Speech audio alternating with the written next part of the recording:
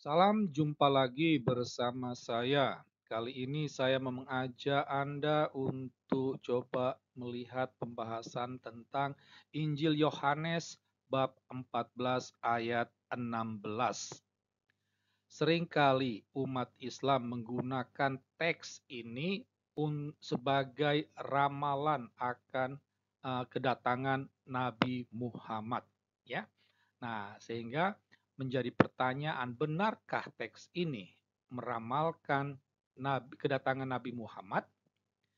Namun sebelum kita mengulas pembahasan kita, jangan lupa untuk mengklik tombol like, subscribe, notifikasi, dan mohon video ini di-share agar makin banyak orang mendapatkan pencerahan.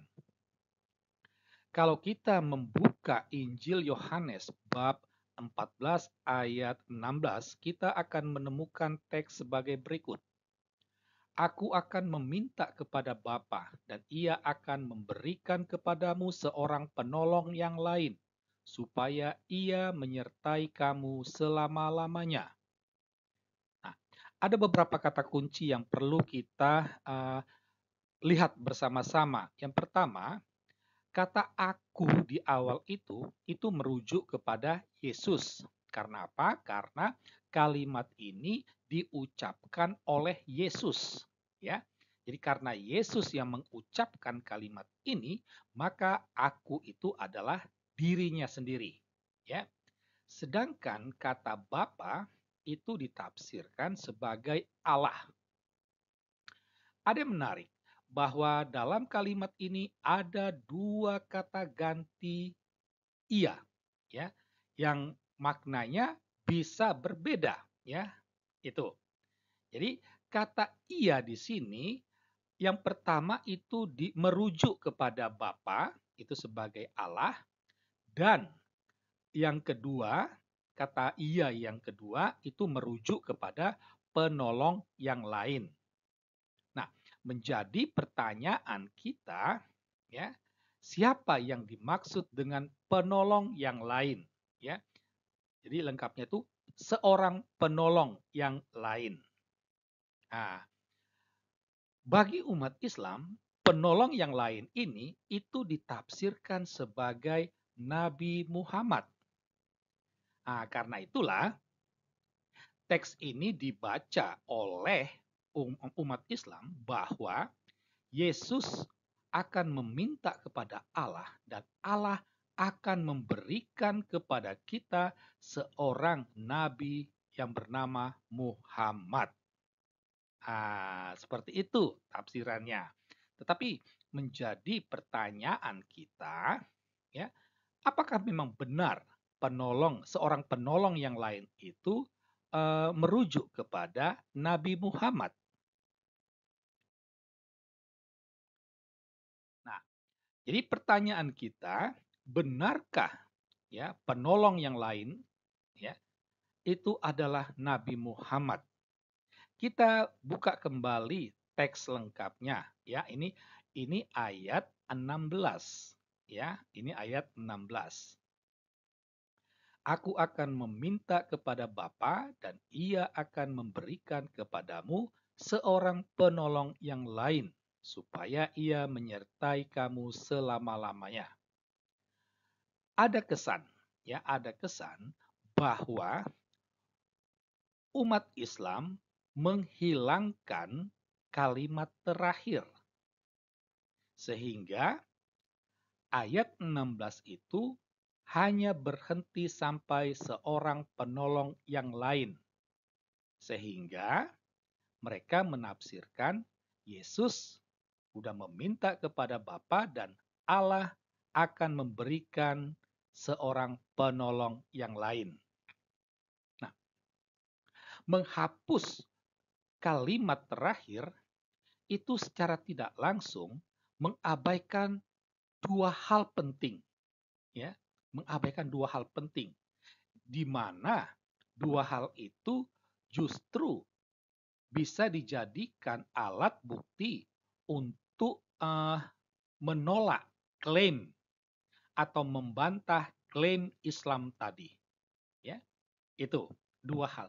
Dua hal tersebut. Yang pertama itu adalah kalimat supaya ia menyertai kamu selama-lamanya. Sedangkan hal yang kedua adalah tanda baca koma di akhir kalimat tadi. Ya, itu. Nah, kita lihat satu-satu.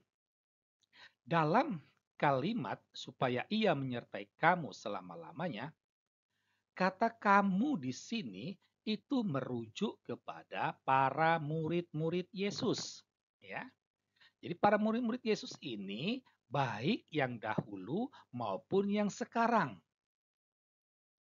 bahkan sampai selama-lamanya, ya, di masa depan nanti, ya. Itu. Jadi para murid yang sekarang ini itu secara tidak langsung menegaskan kata selama-lamanya. Jadi artinya, ya, seorang penolong yang lain tadi, dia akan menyertai para murid, baik yang dulu kelompok Petrus mereka, ya, Petrus, Yohanes, Yakobus, ataupun yang sekarang ini. Nah, menjadi pertanyaannya, jika memang seorang penolong yang lain itu adalah Muhammad, pertanyaannya adalah, apakah Muhammad menyertai Rasul Petrus, menyertai Rasul Paulus, menyertai Yohanes dan lain sebagainya? Itu. Ya, lawang Muhammad baru lahir lima abad kemudian kok. Itu.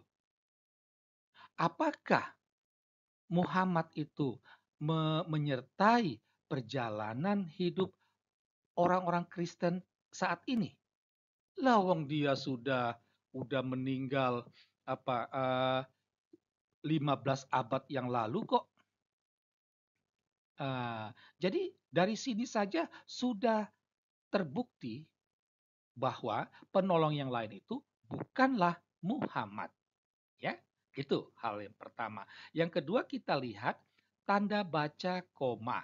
Ya, kalau kita melihat kutipan yang utuh, perhatikan di akhir kalimat itu bukan titik, tetapi tanda baca koma. Itu artinya kalimat ini belumlah selesai. Ya, belum selesai. Itu. Nah, ada kelanjutannya. Kelanjutannya itu ada di ayat 17.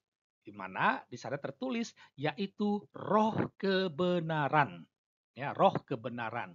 Jadi, penolong yang lain itu adalah roh kebenaran. Jadi sifatnya roh. Roh itu tidak bisa dilihat. Nah, menjadi pertanyaannya, apakah Muhammad itu bersifat roh? Kan tidak. Nah, sekali lagi ini menegaskan, ya.